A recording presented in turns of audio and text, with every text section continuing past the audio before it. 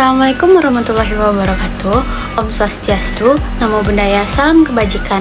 Perkenalkan, nama saya Frizika Adela Putri dengan NIM 231131372 dari kelas A3 dengan Prodi Ilmu Keperawatan Universitas Andalas tahun 2023. Baiklah, pada kali ini saya akan menjelaskan apa sih itu penyimpangan perilaku seksual dan apa aja kasus yang saya tahu di sekitaran saya, khususnya di Universitas Andalas ini. Penyimpangan perilaku seksual adalah tindakan atau perilaku yang menyimpang dari norma sosial, moral, atau hukum yang diterima dalam suatu masyarakat terkait aktivitas seksual. Penyimpangan ini bisa merujuk pada berbagai bentuk perilaku yang dianggap tidak sesuai atau tidak pantas. Berikut adalah beberapa penjelasan mengenai penyimpangan perilaku seksual. Jenis-jenis penyimpangan perilaku seksual. Yang pertama ada pelecehan seksual, yaitu tindakan atau perilaku seksual yang tidak diinginkan, merendahkan, atau menakuti individu lain.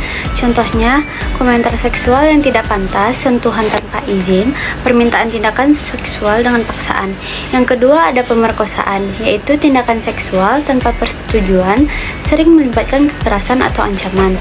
Contohnya, penetrasi seksual dengan kekerasan. Yang ketiga itu ada pedofilia, yaitu ketertarikan seksual pada anak-anak yang belum puber. Contohnya orang dewasa yang mencari kontak atau fantasi seksual tentang anak-anak. Yang keempat ada eksibisionisme, yaitu kecenderungan untuk memperlihatkan alat kelamin kepada orang lain tanpa persetujuan. Contohnya memperlihatkan alat kelamin di tempat umum. Yang kelima itu ada voyeurisme, yaitu kecenderungan mendapatkan kepuasan seksual dengan mengintip orang lain tanpa izin. Contohnya itu mengintip orang yang telanjang atau berhubungan seksual. Dan yang keenam ada frotteurisme, yaitu kecenderungan mendapatkan kepuasan seksual dengan menyentuh atau menggosokkan diri pada orang lain tanpa persetujuan. Contohnya menyentuh atau menggosokkan diri pada orang lain di tempat ramai. Yang ketujuh itu ada sadisme seksual, yaitu mendapatkan kepuasan seksual dari menyebabkan rasa sakit atau penghinaan pada orang lain.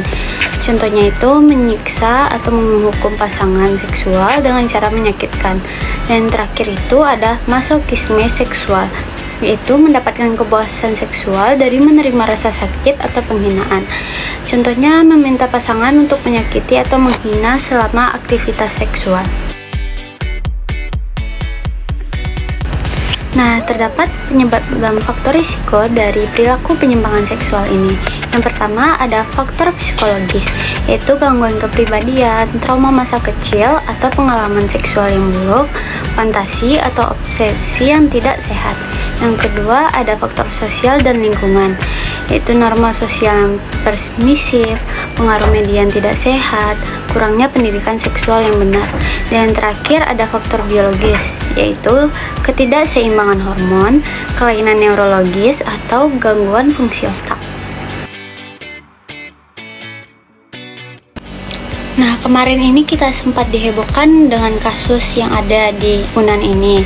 Nah, pada tahun 2023, Fakultas Kedokteran Universitas Andalas, Sumatera Barat dihebohkan oleh kasus dugaan pelecehan seksual yang melibatkan dua mahasiswanya, yaitu H 22 tahun dan berinisialkan N 21 tahun.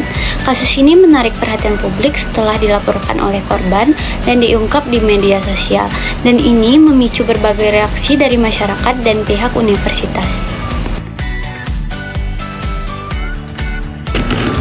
Nah, untuk kronologi kasusnya, yang pertama itu ada pelaporan kasus.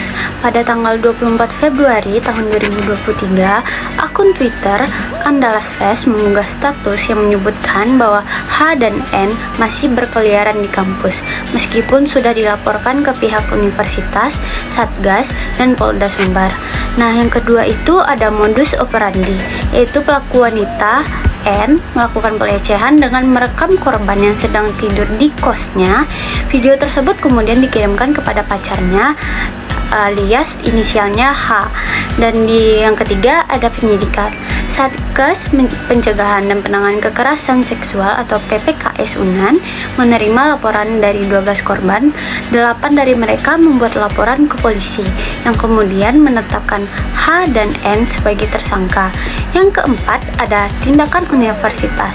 UNAN setelah menyurati Kemendikbud dan Ristek mengeluarkan surat keputusan nomor 679 UN 16 RKPT 1/2023 yang memberhentikan H dan N dari status mahasiswa pada 15 Juni tahun 2023. Dampak dari kasus ini terdapat 3, yaitu yang pertama untuk korban. Korban akan mengalami trauma psikologis akibat pelecehan yang mereka alami, dan juga kasus ini menimbulkan rasa tidak aman di kalangan mahasiswa Fakultas Kedokteran UNAN. Yang kedua, dampak untuk universitas. Nah, di reputasi, kasus ini mencoreng reputasi Universitas Andalas dan Fakultas Kedokteran. Dan untuk kepercayaan publik, kepercayaan masyarakat terhadap kemampuan universitas dalam menjaga keamanan dan kenyamanan mahasiswa pun berkurang. Dan ketiga, dampak untuk pelaku.